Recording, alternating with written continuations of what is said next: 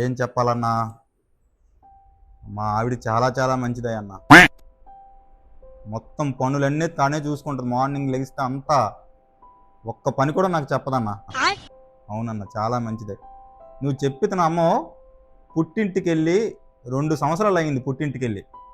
అందుకనే ఒక మంచి సర్ప్రైజ్ పెట్టా మా ఆవిడ కోసం. 1,00,000 సేవింగ్ చేసి పెట్టా అన్న. ఎప్పుడైతే అది పుట్టింటికి వెళ్తుందో ఈ 1,00,000 తనకి ఇచ్చేస్తా. ఫుల్ షాపింగ్ చేసుకుంటుందో ఏం కొనుక్కుంటుందో తన ఇష్టం. సరేనండి, అయితే నేను పుట్టింటికి వెళ్ళొస్తాను.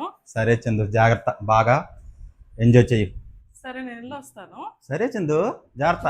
ఈ ఫీలింగ్ ఏంట్రా? నేను వెళ్ళొస్తాను. వెళ్ళి చందు, జాగ్రత్త.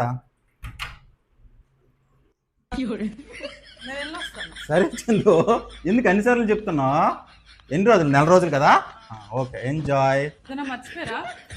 ఏదైనా మర్చిపోయారా? ఏం మర్చిపోలేదు. సరే, జాగ్రత్త. నేను మా పుట్టింటికి వెళ్ళొస్తా. సరే చందు, జాగ్రత్త. ఏదైనా మర్చిపోయారా? 1,00,000 కావాలంట, 1,00,000.